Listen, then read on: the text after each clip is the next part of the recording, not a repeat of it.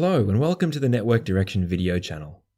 What you found here is the start of a new group of videos designed to help you understand the foundations of networking. If you're new to networking or studying for a certification like CCNA, Network Plus or JNCIA, this is a great place to start. For the first few videos, I'm going to assume that you have no networking experience. My goal is to create a solid foundation for you to build on. In this video, we're going to start with understanding what a network actually is, and some of the network types you'll see. We'll follow up in part 2 with a look at how a network may be cabled and get an overview of addresses. If you like this video, please let me know with the like button. It's important to me to know if I'm on the right track with my videos, so a comment would be helpful too. If you want to see more, please use the subscribe and notification buttons. Now, if you're ready, let's start right at the beginning. What is a network?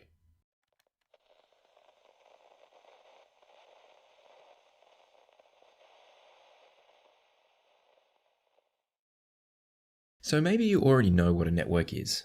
Maybe you've built your own network at home or helped someone to run the network at school or at your job. That's okay. I don't want to bore you, so if this applies to you, I would like to give you this challenge. Pause the video and think of a good description of what a network is. If you've come up with something you're happy with, well done. Feel free to skip ahead. Otherwise, stay with me and I'll see if I can come up with something for you. At work or home, you have a bunch of devices. Computers, printers, TVs, and so on. You connect these by means of a network. When the devices are connected, they're able to share data. This could be sending a print job to a printer, sending an email, or streaming video. This can also be used for sharing an internet connection. Mostly, network users are unaware of the network they're using. As long as they can browse the internet, do their job, browse YouTube, they're usually fine. For all of these devices to communicate, they need to be connected together somehow. One way is to plug cables into the devices and connect them to another device called a switch. An example is in a school's computer lab. In this case, a computer in the lab connects to a wall socket with a cable. Another cable runs through the wall, which comes out at a patch panel. This may be in a cabinet on the wall somewhere in the room or in another room entirely. The port on the patch panel then connects to the switch. You might have a switch at home too. Most homes don't have wall sockets, so devices are connected directly to the switch. We'll talk more about how switches work later. We can also connect devices wirelessly. A common way to do this is to use a wireless access point. A wireless network like this is also called Wi-Fi. An example of this is if you have a tablet. It is impractical to cable it in, so wireless is a good option. The access point is like a switch without cables. More than one device can connect to the access point at a time, but without the messy cabling. The access point can also be connected to the switch with a cable. This way, wired and wireless devices can all be part of the same network.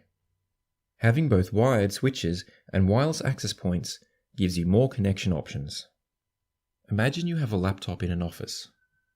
You may connect it to the network with a cable when you're at your desk. When you have a meeting in the conference room, you remove the cable and connect to Wi-Fi. Whether wired or wireless, the goal of the network is to move information from one device to another. For this to work, the sender and the receiver must understand each other. They need to speak the same language. In the network, speaking the same language means that devices agree on how data is sent, received, organized, and handled. Basically, they agree on a process that they all follow. It's a bit like filling out paperwork.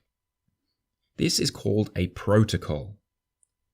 A lot of different protocols are used depending on what's needed at the time.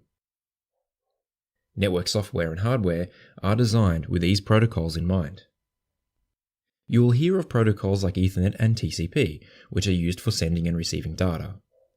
You may also hear of protocols like HTTP, which is used for accessing the web, and SMTP, which is used for email. Usually, several protocols are used together to achieve a task. We'll look at protocols further in future videos. In summary, networks are used to connect devices together. Devices use the network to communicate and to share information. To share information, devices need to speak the same language. This language is called a protocol, which is a set of instructions of how to handle the information. We're going to start with some simple questions to get the brain working. Firstly, what are the two ways computers can connect to the network? To follow on from that, what devices do they usually connect to? And finally, how many protocols are used when one computer accesses another computer? When you're ready to see the answers, follow the link at the bottom of the screen.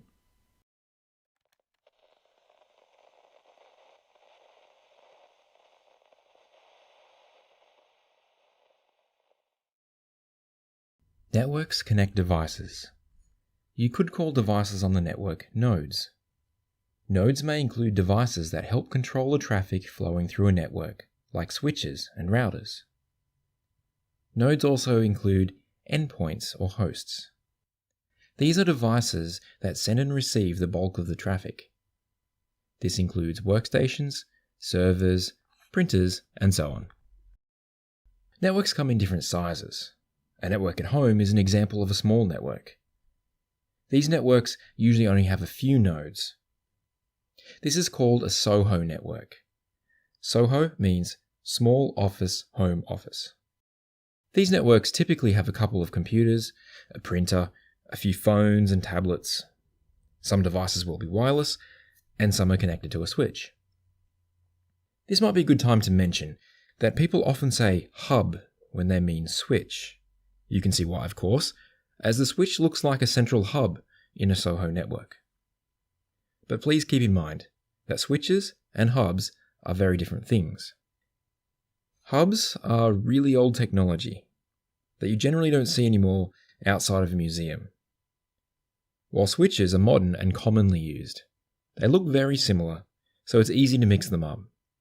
Have a look at the model number to see if it gives you any clues about what the device really is. In a SOHO network, a router is used to connect to the internet.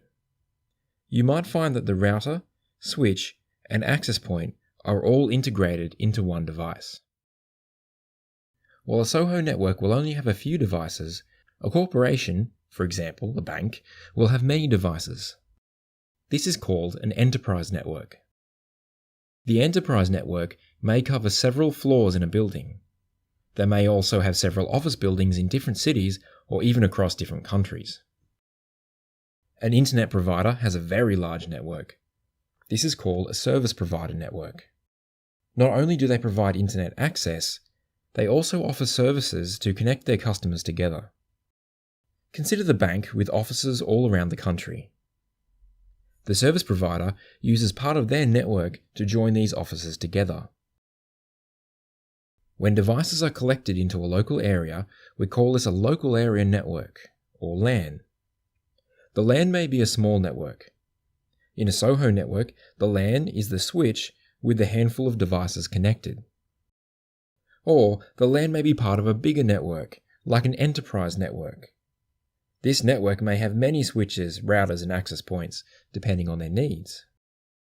Think of the bank from before. They have an office with several floors. You could consider the whole building as a LAN. Or, more likely, the network is broken up into smaller parts. Perhaps there is a separate network on each floor. Each of these could also be called a LAN. These separate LANs may be connected together, but we'll talk more about that later. But a bank's network is going to be larger than just one building. Banks have offices all over the country and all over the world.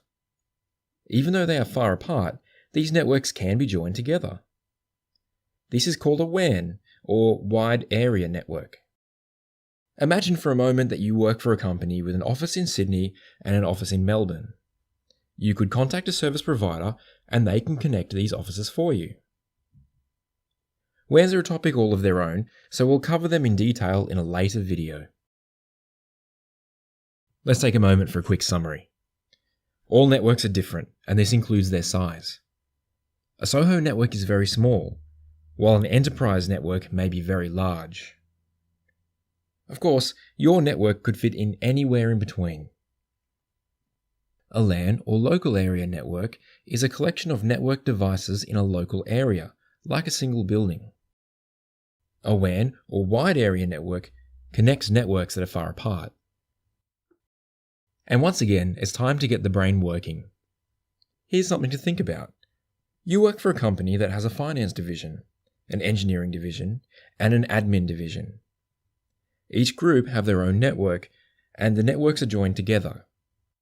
Is this network still a LAN, or is it something else entirely? The company grows and adds a retail division. In addition to the head office, there is now 6 branch offices. What type of network is this? As before, go to the link below to see the answers. I hope you've enjoyed part 1 of this series. Join me in part 2, where we'll have a look at different types of cabling, the Ethernet protocol, and a bit of an introduction into network addressing. If you found this helpful, subscribe and click the notification button. Also, if you liked it, please click the like button and tell me what you thought in the comments.